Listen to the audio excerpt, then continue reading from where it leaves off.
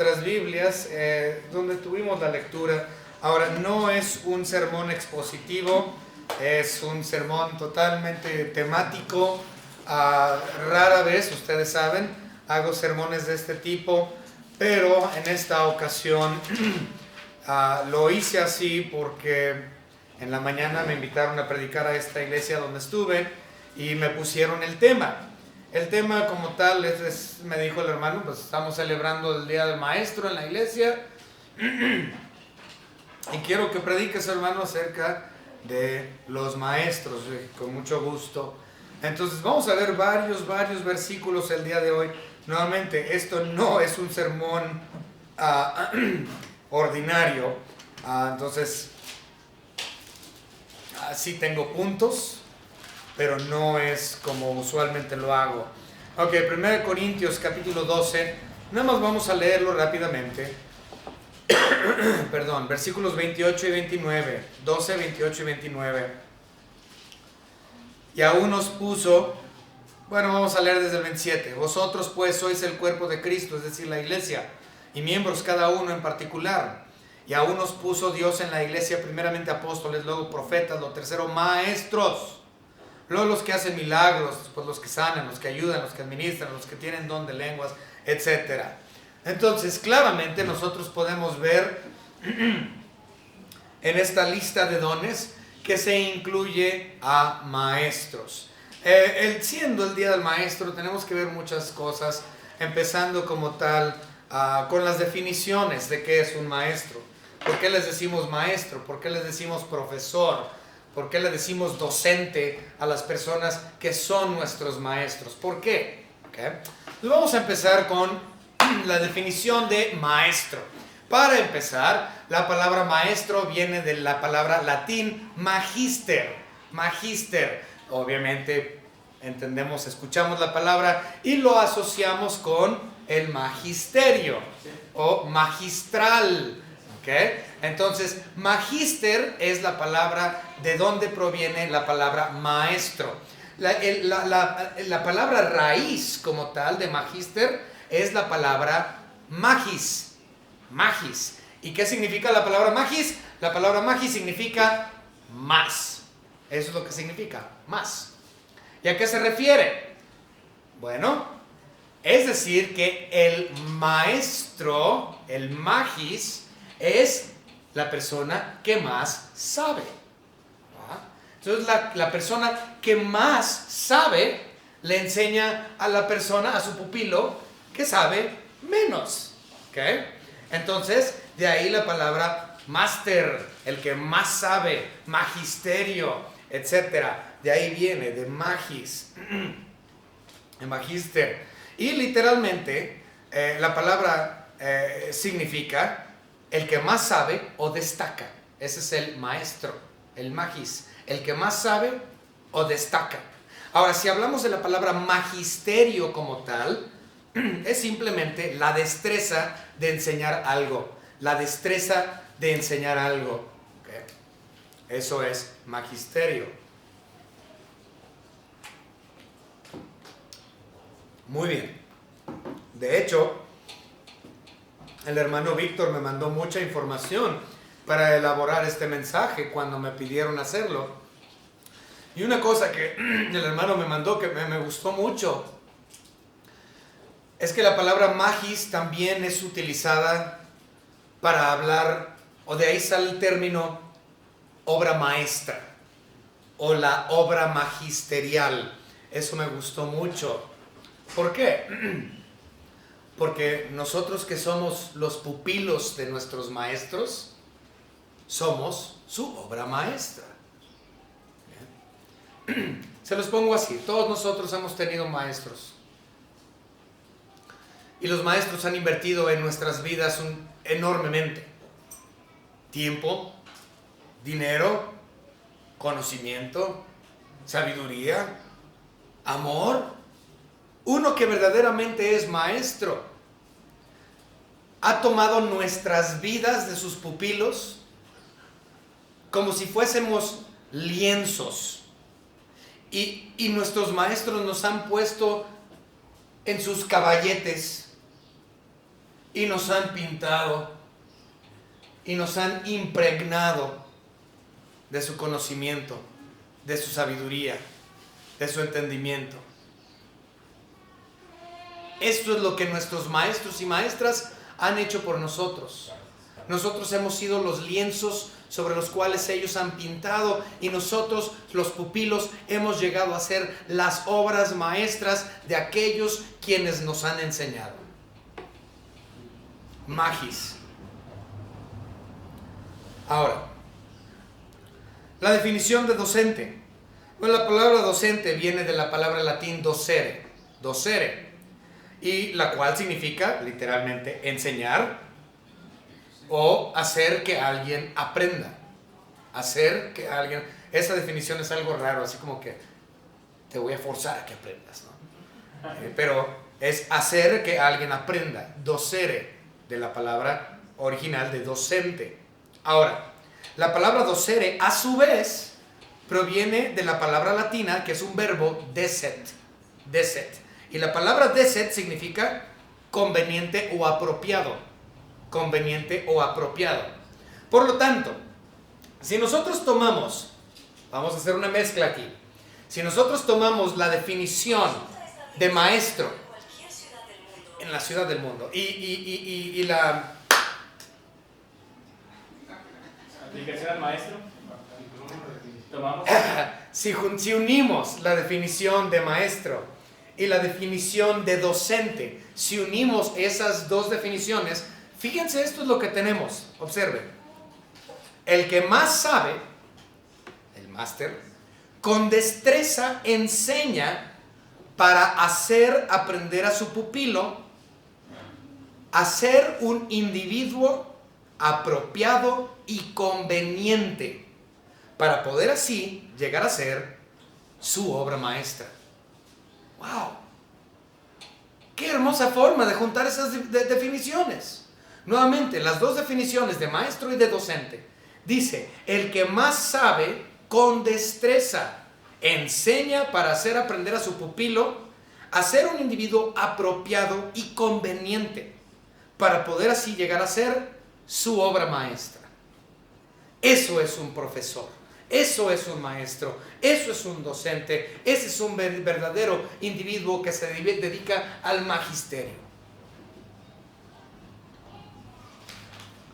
Ahora, la palabra maestro es una palabra muy antigua, se ha usado siempre. En los años más actuales, la palabra más usual es profesor o profesor. ¿Okay?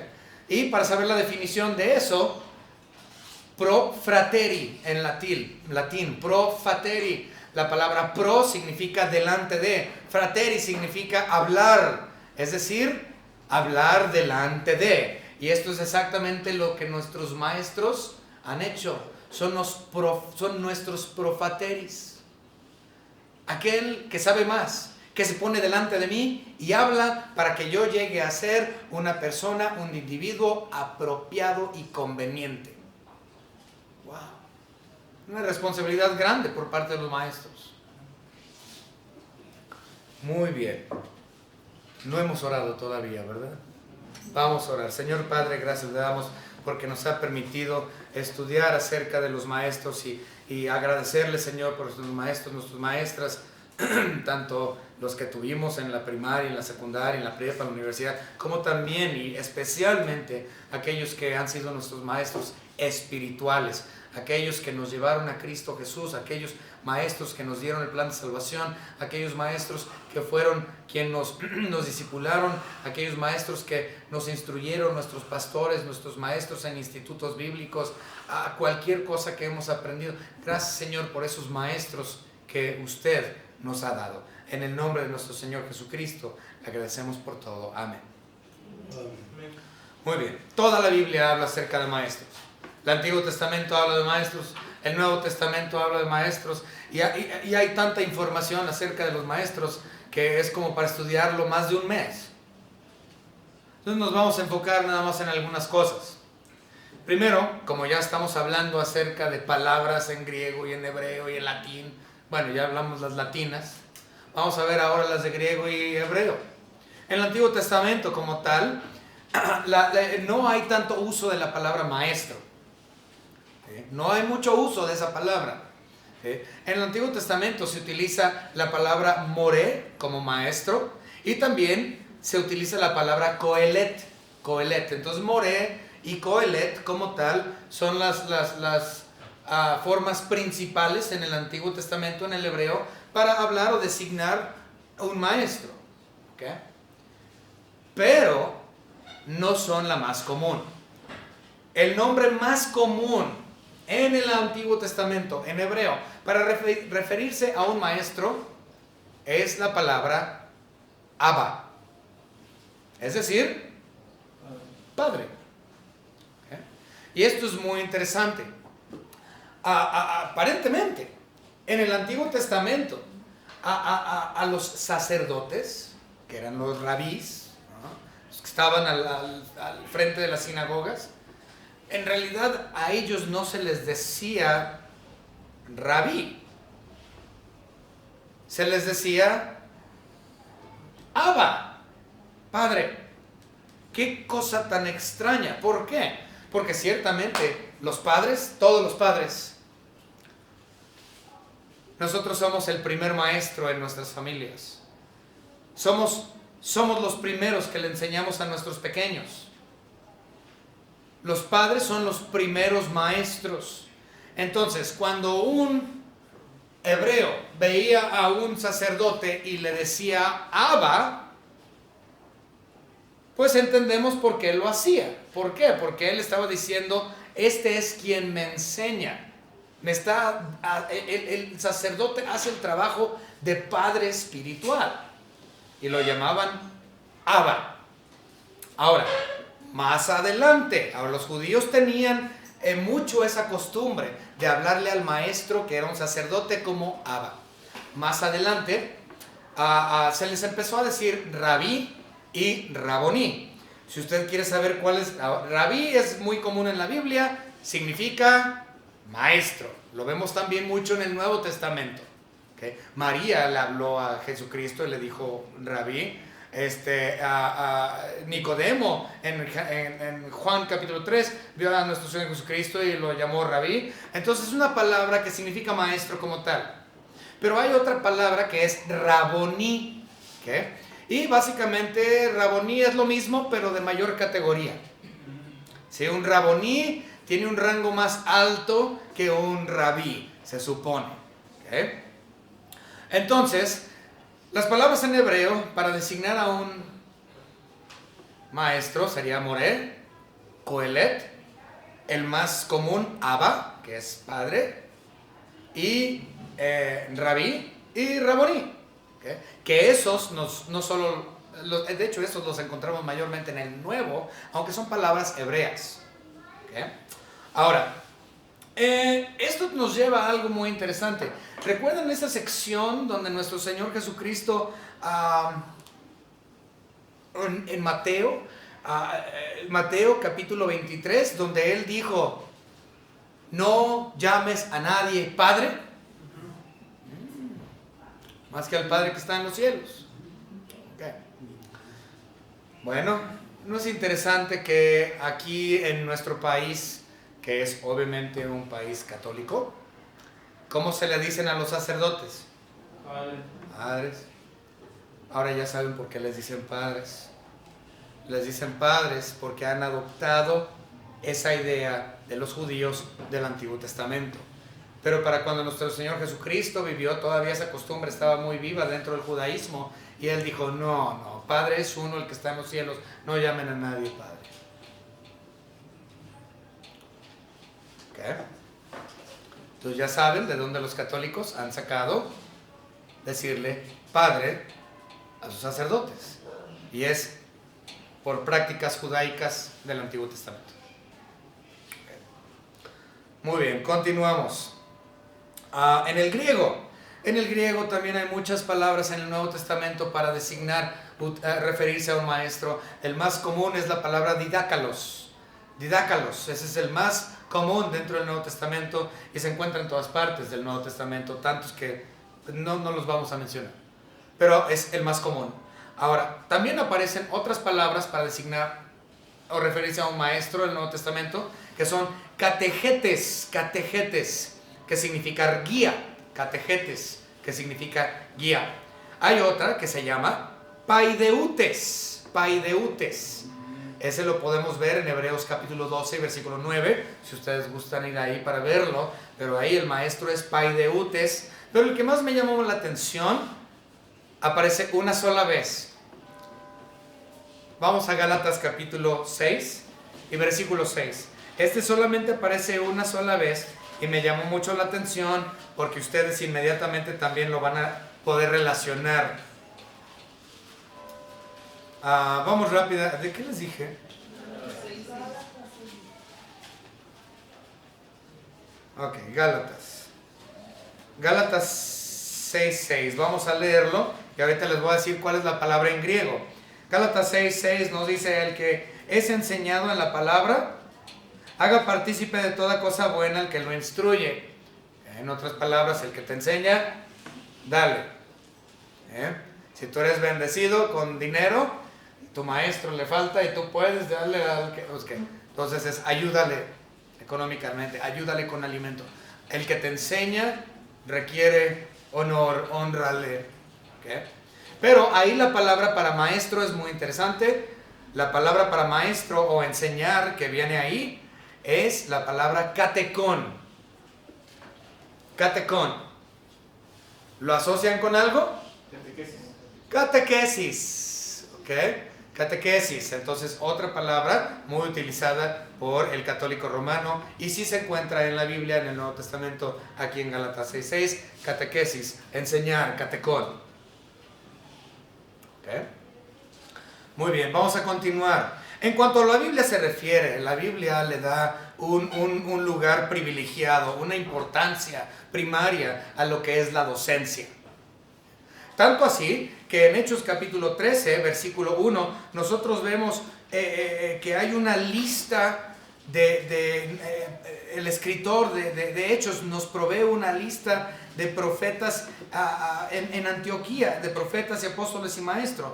Vamos a verlo. Hechos capítulo 13 y versículo 1 dice la palabra de nuestro Señor Dios. Había entonces en la iglesia que estaba en Antioquía profetas y maestros: Bernabé, Simón, el que se llamaba Níger, Lucio de Cirene, Manaén, el que se había criado junto con Herodes el tetrarca, y Saulo. Entonces claramente profetas y maestros. Había profetas y había maestros en la iglesia ahí en Antioquía. También en Efesios capítulo 4 y versículo 11, en Efesios capítulo 4 y versículo 11, podemos ver nosotros que la palabra de Dios, Pablo, habla acerca aquí de los diferentes oficiales de la iglesia. Vamos a leerlo rápidamente. 4:11 nos dice la palabra de nuestro Señor: y Él mismo constituyó a unos apóstoles, a otros profetas, a otros evangelistas, a otros pastores, maestros. Ahora yo sé que nuestra Reina Valera dice pastores y maestros, pero se les hará interesante saber que esa y no existe en las originales. Entonces en el griego no dice pastores y maestros, dice pastor maestro. Es decir, que los pastores deben de ser maestros. El quien es un pastor debe de saber enseñar. Cada vez que ustedes vienen a la iglesia, deben de aprender algo, aunque sea una cosa pequeña, aunque sea un nada, pero algo tienen que aprender. ¿Por qué? Porque el pastor se supone que debe de ser un maestro y debe de dar instrucción, debe de explicar, debe de exponer, debe de ayudarles a aprender algo que ustedes previamente desconocían. Pastor, maestro, son juntos, no separados, no es pastores y maestros. Pero la verdad es que sí hay maestros individuales que Dios ha llamado específicamente para tomar posiciones dentro de la iglesia.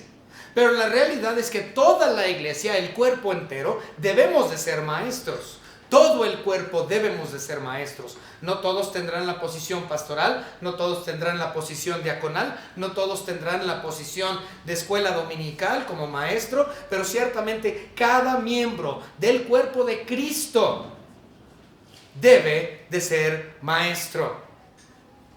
Lamentablemente, ese no es el caso, pero debería de serlo.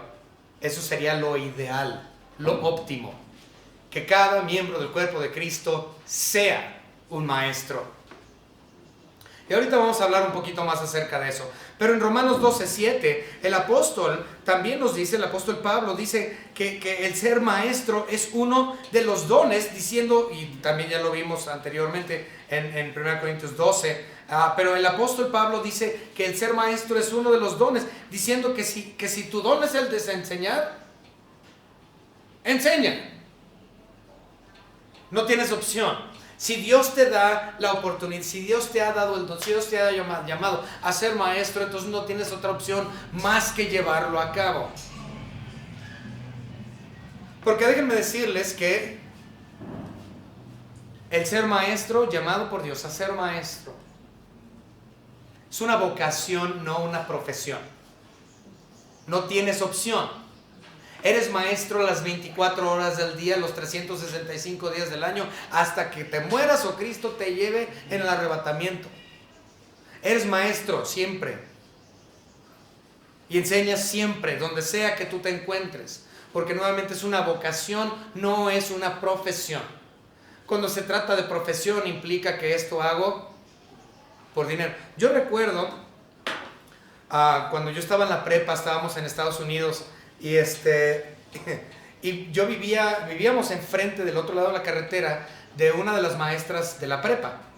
Y yo me llevaba bien con el hijo de la maestra, de la profesora, se llamaba Derek, recuerdo muy bien. Y pues yo crucé y me la pasaba con él, éramos buenos amigos. Y un día me dice mi papá, ¿sabes qué, hijo? Mira, yo tengo unas cosas que hacer. Yo en la noche llego por ti, allá en la casa de la maestra. Y dije, está bien. Pues mi papá se fue, yo me quedé con Derek haciendo lo nuestro y mi papá llegó tarde en la noche y él no conocía a la profesora, no la conocía. Entonces cuando él llega y toca la puerta, sale la maestra, y mi papá la saluda, todo el rollo, y la maestra pasó a mi papá a la sala y ahí estábamos todos platicando, y mi papá le empieza, la señora le dice, ya tengo 28, 29 años como maestra y estoy a punto de jubilarme. Y dice mi papá, yo recuerdo muy bien, dice mi papá, qué bendición ha de ser para usted, que ya tiene usted 28, 29 años como maestra y ya usted no solamente ha visto a los primeros crecer, sino que ahora usted está enseñando a los hijos de los primeros que empezó a enseñar. Y dice mi papá, realmente qué bendición para usted. Y la maestra voltea a ver a mi papá y le dice, la única bendición que yo tengo es mi nómina, mi cheque que me llegue cada 15 días. Esa es mi bendición que yo tengo. La maestra estaba limitada a el dinero. Profesión, no vocación.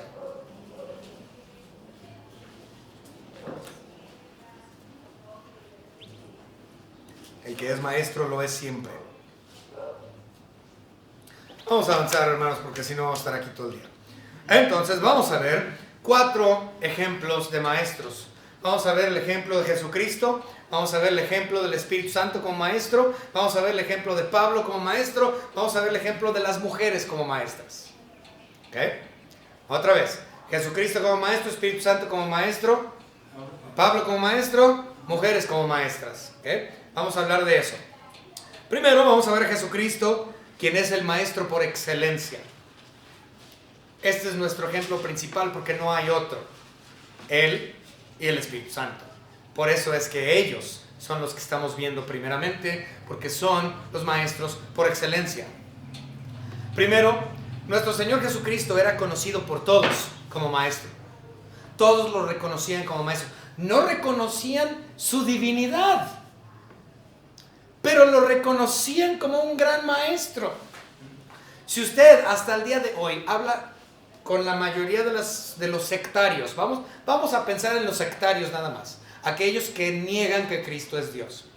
Si tú hablas con cualquier sectario y le preguntas que si Jesús es Dios, te va a decir, no, Jesús no es Dios, pero fue un gran maestro. Reconocen su autoridad como rabí, como rabino, como raboní. Pero no aceptan la divinidad de nuestro Señor y Salvador Jesucristo. Los fariseos hicieron exactamente lo mismo. Todos aceptaban al Señor como maestro. Vamos a verlo, algunos. Mateo, el libro de Mateo. De hecho vamos a ver varios versículos ahí en el libro de Mateo. Espero que tengan su dedo ahí. Así vamos a ver varios de Mateo. Mateo capítulo 8 y versículo 19 nos dice la palabra de nuestro Señor Dios. Y vino un escriba y le dijo: Maestro, te seguiré a donde quiera que vayas.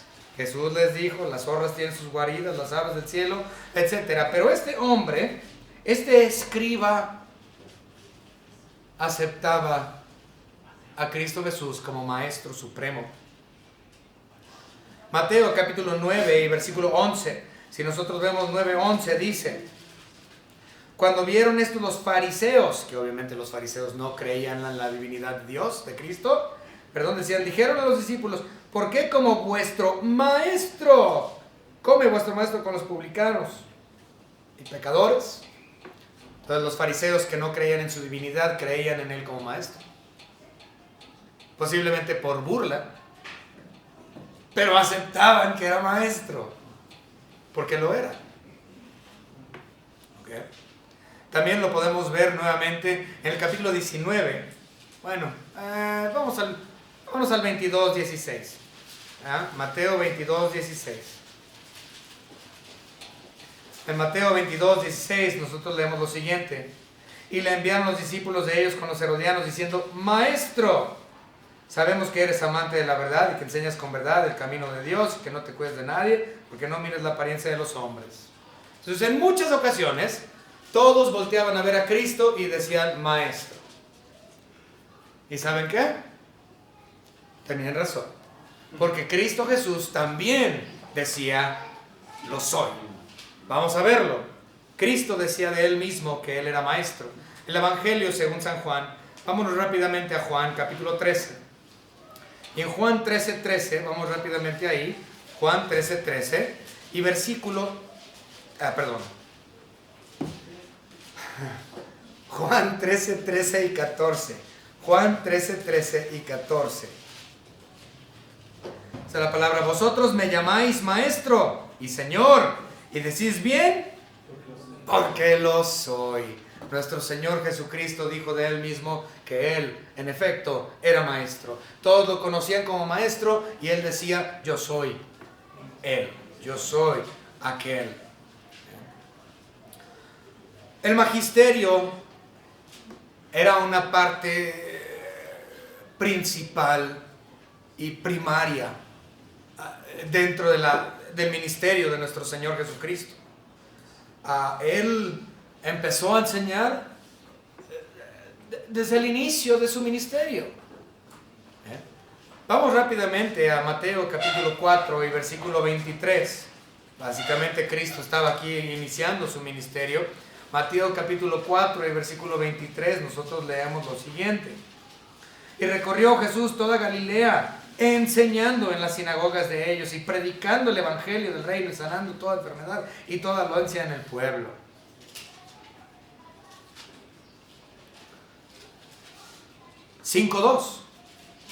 Mateo 5:2, 1 y 2. Viendo la multitud, subió al monte y sentados se vieron a él sus discípulos, y abriendo su boca les enseñaba, diciendo. Luego, si nosotros avanzamos hasta el 9, capítulo 9 y versículo 35, nosotros vemos lo siguiente. Dice la palabra de nuestro Señor Dios: recorría Jesús todas las ciudades y aldeas, enseñando en la sinagoga de ellos y predicando el evangelio del reino, sanando toda enfermedad y toda dolencia en el pueblo. Y tengo aquí una infinidad de versículos más, donde nuestro Señor Jesucristo enseñaba. Primario, dentro de su ministerio. Ahora, para enseñar se requiere de una gran cantidad de técnicas y métodos, porque no todos los alumnos aprenden igual. Habemos algunos más burros que otros, Y los maestros tienen que estudiar, ya sea estudiar pedagogía o en la normal, aquí en Guadalajara, los que se van a la normal, y estudian cómo ser docentes. Y cuando ellos se les enseña pedagogía, se les enseña diferentes métodos para poder platicar y enseñarles de forma correcta a sus diferentes alumnos. Porque algunos aprendemos de otras formas y otros de otras maneras. Pues ¿sabían que nuestro Señor Jesucristo también tenía diferentes métodos? Cristo Jesús te podía decir, enseñar cosas de forma directa, así como 1 más 1 es 2, 2 más 2 son 4, directo, al grano. O Él también hablaba en parábolas, donde todos se quedaban así de y no lo entendían ni papas. Entonces Dios, nuestro Señor Jesús, tenía diferentes métodos para enseñarle a sus oyentes y explicar la misma cosa de diferentes maneras. Como por ejemplo, cuando Él estaba hablando del reino de Dios, el reino de los cielos, lo explicó como en 5 maneras diferentes. Lo mismo, el reino de los cielos. Pero lo explicaba de una manera para unos, lo explicaba de otra manera para otros, lo explicaba de una... Y si tú lees todas esas donde Él habla acerca del reino, parece Cristo Jesús que es un disco rayado, man. Porque está hablando del mismo tema y el mismo tema. Pero en realidad nada más está utilizando diferentes métodos de enseñanza. Igual que un maestro hace hoy. Ahora, cuando un maestro enseña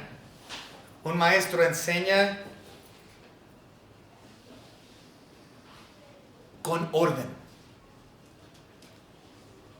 No es enseñanzas por todas, es con orden. Ahora, si nosotros estudiamos el libro de Mateo,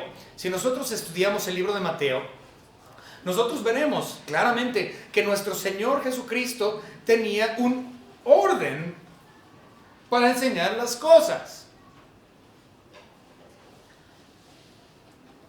En el libro de Mateo podemos ver 5 unidades o 5 bloques, podríamos llamar, donde nuestro Señor Jesucristo enseñó. El primer bloque como tal es el Sermón del Monte. Abarca capítulos 5, 6 y 7. Entonces Dios ahí estaba hablando, Cristo Jesús, y estaba enseñando. Su primer bloque de enseñanza. Su segundo bloque de enseñanza o segunda unidad la vemos en el capítulo 10. Lo hace nuevamente en el capítulo 13, lo hace nuevamente en el capítulo 18 y por último lo hace del 20 al 24, o 22 al 24. Entonces tenemos 5 unidades de trabajo distintas donde nuestro Señor Jesucristo estaba hablando de diferentes temas específicos, como por ejemplo el reino. Ese fue un tema que Él habló. Otro, lo último de Mateo, del 22 al 24, Él hablaba acerca de un solo tema. ¿Qué era? Escatología, las cosas por venir. Entonces nuestro Señor Jesucristo enseñaba por métodos y por unidades, por bloques de enseñanza. Yo he visto personas que quieren enseñar dentro de la iglesia, pero no hay orden. Empiezan en Génesis y terminan en Apocalipsis, se brincaron por toda la Biblia, tocaron todos los temas, a ver y por habidos, en 45 minutos. Y dices, no, espérame, no hay orden.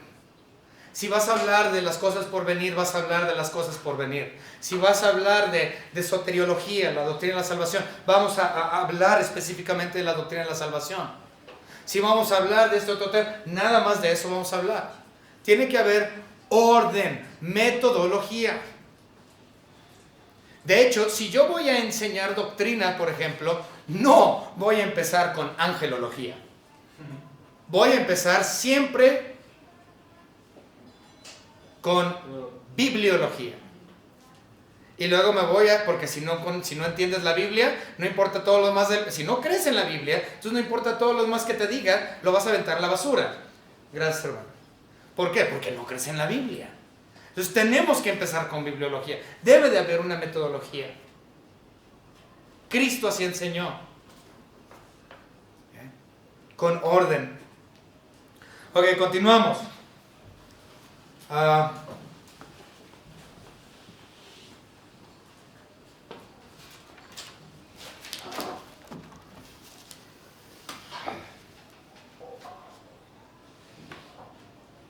Vamos a ver ahora, y hay mucho más que les podría decir acerca de Cristo como maestro, pero el punto es avanzar. Entonces vamos a ver al Espíritu Santo como maestro. Nuestro Señor Jesucristo tuvo que ascender al Padre, y Él les dijo: os conviene que yo me vaya, porque les voy a mandar al Espíritu Santo, y Él les enseñará todas las cosas.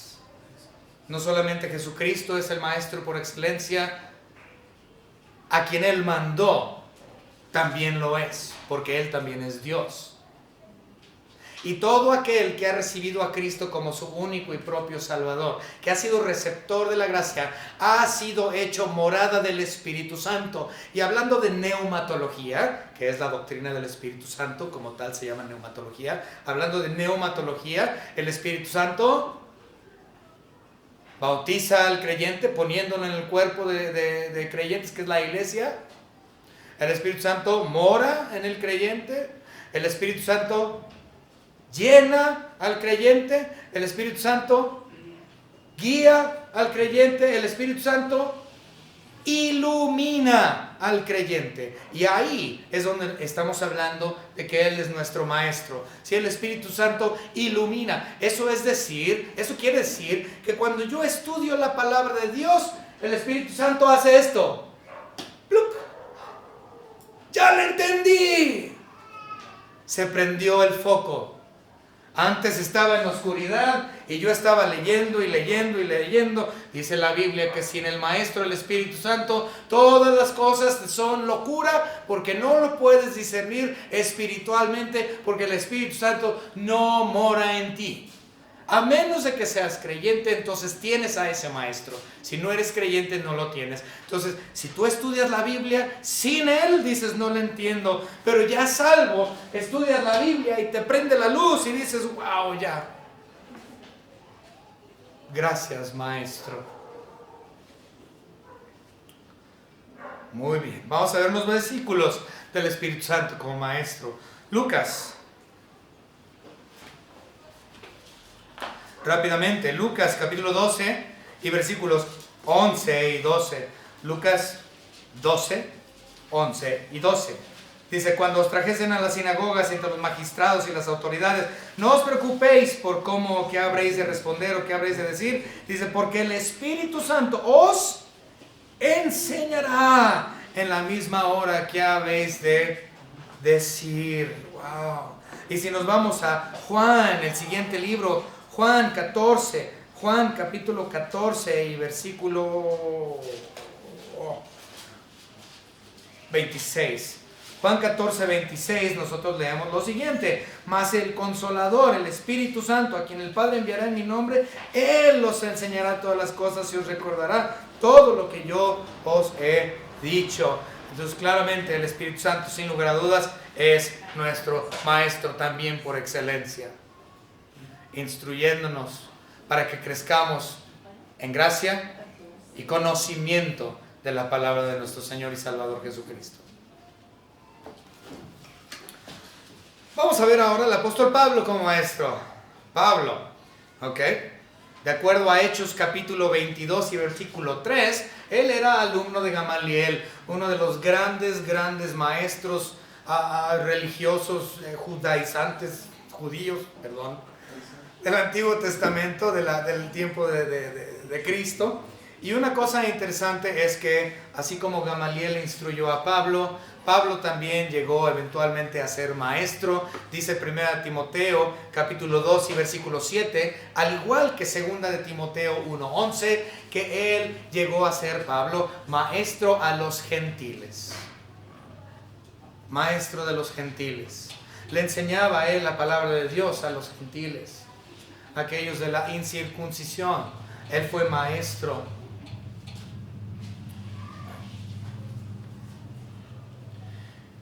Pablo también tenía muchos diferentes métodos de enseñanza, como Cristo Jesús lo tuvo. Muchos. Pero hay un método que tanto Cristo tuvo como también Pablo tuvo, que esto es muy importante. Los dos, tanto Cristo Jesús como también Pablo, no solamente enseñaban doctrina por temas, como nosotros lo hacemos, sino que Pablo y nuestro Señor Jesucristo enseñaban también esos temas por medio del testimonio de su vida. Ese era otro método de enseñanza que Jesucristo hizo, y Pablo también. Jesucristo, ni se diga, el hombre perfecto, nadie como él, testimonio impecable, intachable, perfecto, incorruptible, blanco. Pablo también, pero él no era perfecto. Sin embargo, él, siendo un hombre pecador, salvo por gracia, mantuvo un testimonio limpio delante de todos aquellos que lo conocieron, para que por medio de su andar de vida, ellos vieran reflejados a Cristo Jesús por medio de él, y de esa manera enseñar a otros. Muy bien, continuamos. Al igual que Pablo, Cristo, no lo mencioné, pero Cristo Jesús, él predicaba en todas partes. Predicaba en las sinagogas, predicaba en el templo, predicaba en los cerros, predicaba en el lago, predicaba en los ríos, predicaba en las montañas. Donde sea que Cristo estuviera, él estaba enseñando. Pablo hacía lo mismo. Pablo enseñaba en el río, Pablo enseñaba en Antioquía, Pablo enseñaba en la sinagoga siempre que iba de ciudad en ciudad. Pablo predicaba en Éfeso, Pablo predicó en Corinto, Pablo predicaba adentro de edificios y afuera de edificios. Las 24 horas del día era maestro, no solamente era maestro en el salón de clases. En otras palabras, sin límite. No había nada que los limitara. Predicaban y enseñaban siempre.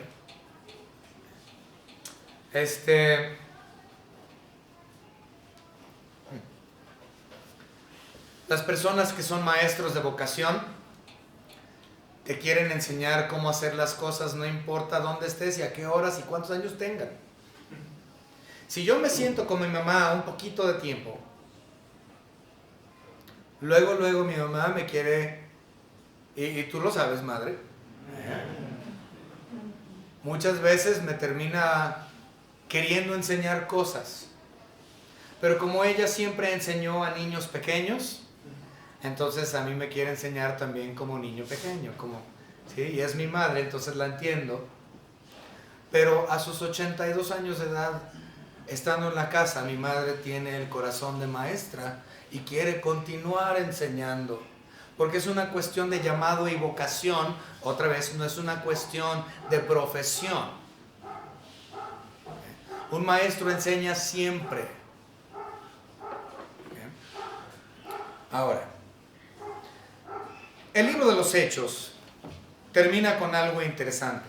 Vamos a ver el último versículo del libro de los Hechos. El último, es decir, Hechos capítulo 28 y versículo 31. Fíjense nada más cómo termina este libro hablando acerca de Pablo como maestro. Dice, Hechos capítulo 8 y versículo 31, predicando el reino de Dios y enseñando acerca del Señor Jesucristo abiertamente y sin impedimento. Entonces no importaba para Pablo, él estaba predicando todo el tiempo en donde se encontraba y no estaba impedido por ese cheque de nómina como la mamá de Derek, que vivía del otro lado de la carretera, que nada más era maestra por el cheque. Se mantenía solo y él era maestro por llamado de Dios, por vocación divina, sin impedimento. Y la verdad, hermanos, es que así es como la iglesia local toda debe de enseñar todo el tiempo, constantemente. En donde sea que usted se encuentre, usted enseñe.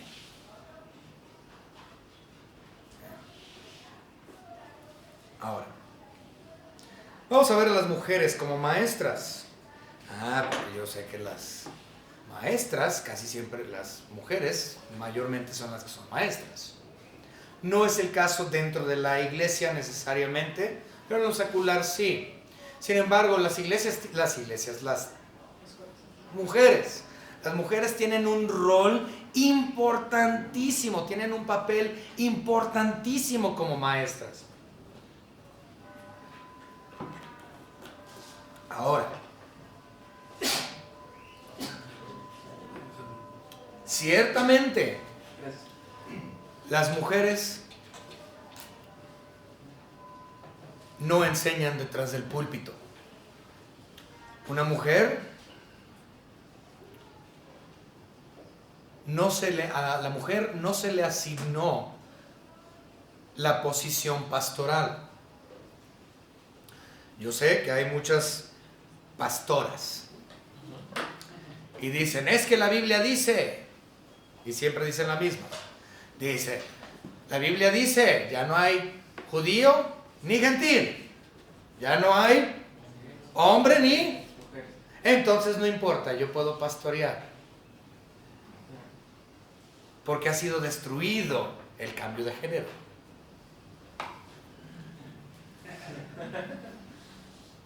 No están leyendo la Biblia. Vamos a ver rápidamente en 1 Timoteo capítulo 2.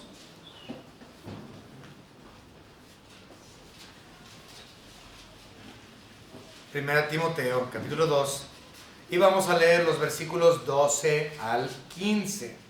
1 Timoteo 2, 12 al 15. Observen lo que dice. Porque no permito a la mujer enseñar ni ejercer dominio sobre el hombre, sino estar en silencio. Porque Adán fue formado primero, después Eva, y Adán no fue engañado, sino que la mujer, siendo engañada, incurrió en transgresión, pero se salvará engendrando hijos. Ahorita vamos a hablar de eso. No significa que si tienes 25 hijos eres salva. No. Si permaneciere en fe, amor y santificación con modestia. ¿Okay? Y ahorita vamos a hablar de ese último versículo. Pero a la mujer no se le dio la posición sobre un varón. Por lo tanto, una mujer no puede enseñarle a un varón. No es su posición. Sin embargo, una mujer sí tiene una importancia tremenda en lo que es la educación y la enseñanza. Y esto empieza en casa. Empieza con los hijos. Y precisamente ese último versículo del capítulo 2, el versículo 15, de eso habla, de engendrando hijos se salvará la mujer. Es decir, la educación de los hijos dentro del hogar. Si una mujer se dedica a educar a sus hijos dentro del hogar, no usurpará la posición del varón. Ella está llevando a cabo su trabajo a sus hijos, con sus hijos, lo cual es su responsabilidad. Y de esa manera no usurpa la posición del marido. Eso es muy importante. Que es el de la cabeza de la familia. El sacerdote, el Abba. Ahora, en Deuteronomio capítulo 6, a partir del capítulo 4, Deuteronomio capítulo 6, a partir del versículo 4, donde dice, oye Israel, Jehová tu Dios, Jehová uno es. Y luego dice, y enseñarás a tus hijos la palabra de Dios. Y la tendrás entre los ojos, y la pondrás en tu corazón, y estará dentro de las puertas de tu casa. Enseña. Ahora yo entiendo que eso es algo que se le dijo a Israel y no a la iglesia. Y entiendo también que eso es en otra dispensación fuera de la nuestra. Sin embargo, aún así, eso es vigente. Y es vigente para la iglesia. Debemos de enseñarle a nuestros hijos la palabra de Dios, que enseñarles que mantengan la palabra de Dios en sus mentes, en sus corazones. Dentro de nuestro hogar se va a enseñar la Biblia. Es responsabilidad de los padres, de ambos, padre y madre. Si ustedes ven Proverbios capítulo 1 y versículo 8, ustedes también podrán ver que en el hogar, véanlo, Proverbios 1:8, ustedes pueden ver que la mujer tiene parte en la educación de sus hijos dentro del hogar. También en Proverbios capítulo 6, no recuerdo qué versículo, 20 y tantos, 30 y tantos, también dice básicamente lo mismo. La mujer tiene un lugar importantísimo dentro de lo que es la educación de los suyos. Tanto así que nosotros podemos ver claramente lo importante que esto fue para la vida de Timoteo. En Timoteo, 2 de Timoteo, capítulo 1 y versículo 5, nosotros vemos la mamá y la abuela de Timoteo, Loida y Eunice. Y ellas enseñaron al pequeño Timoteo la palabra de Dios. Las madres son sumamente importantes para la enseñanza. Pero no solamente deben de enseñar a los pequeños, sino que también deben de enseñarle a las mujeres más jóvenes. Las mujeres, dice Tito 2, versículo 3 al 5, Tito capítulo 2, versículo 3 al 5, dice que las ancianas, ahora no dice anciana así de veterana, de plano de 80 para arriba, ¿no? No, cuando habla de ancianas está hablando simplemente de una mujer con madurez. Simplemente una mujer, al igual como se le llama ancianos en la Biblia, simplemente está hablando de un pastor. No está hablando necesariamente de un ruquito ya bien veterano. No. Entonces aquí la anciana es una hermana que ya ha pasado por esas experiencias y por lo tanto sabe más. Magister. ¿Ah? Entonces una mujer que tiene madurez sabe más que una mujer que apenas está empezando su vida como esposa, que apenas está empezando su vida como madre. Entonces dice a las ancianas, a las que ya pasaron, enséñenle a las mujeres a amar a sus maridos. Eso implica enseña a las mujeres a respetar a los maridos. Porque recuerden que para el hombre amor y respeto van de la mano. Una mujer que respeta a su marido está mostrando amor por su marido.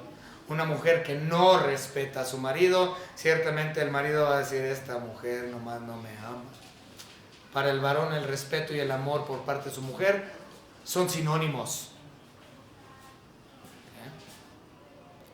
Pues las ancianas, las mujeres con mayor madurez y entendimiento y experiencia empírica tienen la obligación de enseñarles a las mujeres más nuevas. Entonces sí, las mujeres tienen una responsabilidad grandísima con sus hijos, con otras mujeres, pero ciertamente no detrás del púlpito. Vamos a continuar. Ahora, ¿cuál es la finalidad de ser maestro? Con esto vamos a terminar. ¿Cuál es la finalidad? Me lengua la traba. ¿Cuál es la finalidad de ser maestro? Primero, dice la Biblia claramente en 1 Corintios 10:31, todo lo que hagáis, hacedlo para la gloria de Dios. Entonces el maestro hace su trabajo de magisterio, de docente, para la honra y gloria de Dios, número 1. Últimamente eso es todo, pero para la gloria de Dios. Otra razón por la cual hay maestros llamados a ser maestros es para la edificación y la madurez de la iglesia.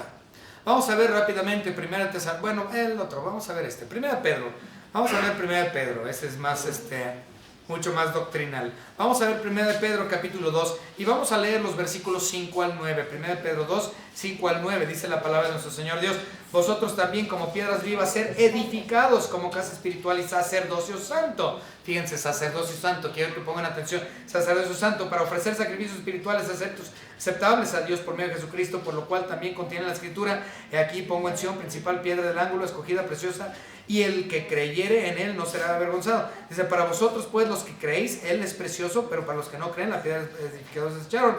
Y fíjense lo que dice el versículo 9. Observen el versículo 9. Mas vosotros sois linaje escogido, real sacerdocio, nación santa, pueblo adquirido por Dios, para que anunciéis las virtudes de aquel que os llamó a las tinieblas a la luz admirable.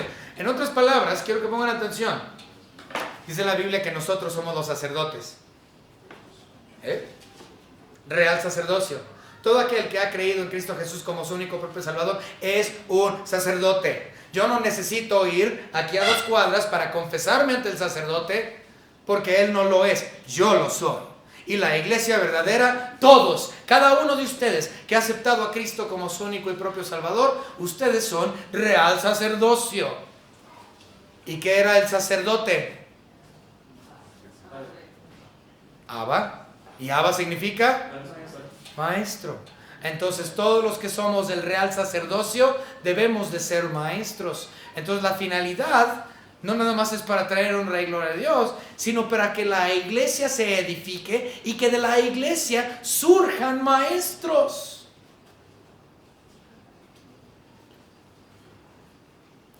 ¿Pero saben cuál es el problema? El problema es de que deberíamos de ser maestros y no lo somos. No todos en la iglesia son maestros, pero por ser real sacerdocio deberían de serlo, pero no lo son. O sea, que son sacerdotes de 3ª y 4ª categoría, sacerdotes chafas, porque no son maestros. ¿Okay? Ahora, vamos a ver algo que dijo el escritor de Hebreos. Vamos rápidamente a Hebreos. Hebreos capítulo 5. Observen lo que dice. Hebreos 5:12. Hebreos 5:12 dice lo siguiente. Bueno, desde el 11. Vamos a leer 11 al 14. ¿Sí? Hebreos 5, 11 al 14 dice: acerca de esto tenemos mucho que decir y difícil de explicar, por cuanto os habéis hecho tardos para oír. Dice: porque debiendo ser ya maestros después de tanto tiempo, tenéis necesidad de que se os vuelva a enseñar cuáles son los primeros rudimentos, es decir, el abecedario de la palabra de Dios. Y habéis llegado a ser tales que tenéis necesidad de leche y no de alimento sólido. Y todo aquel que participa de la leche es inexperto en la palabra de justicia, porque es niño. Pero el alimento sólido es para los que han alcanzado madurez, para los que por el uso tienen los sentidos ejercitados en el discernimiento del bien y del mal. En otras palabras, hay muchos que tienen años en Cristo, años que están en la iglesia.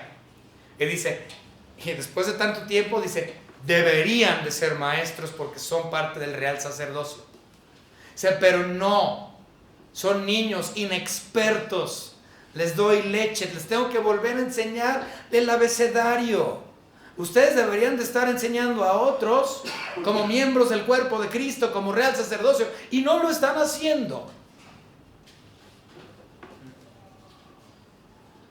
Toda la iglesia debería de ser maestros. ¿Por qué? Porque toda la iglesia es parte del real sacerdocio. Y nuevamente, ¿qué es un real sacerdote? Un maestro.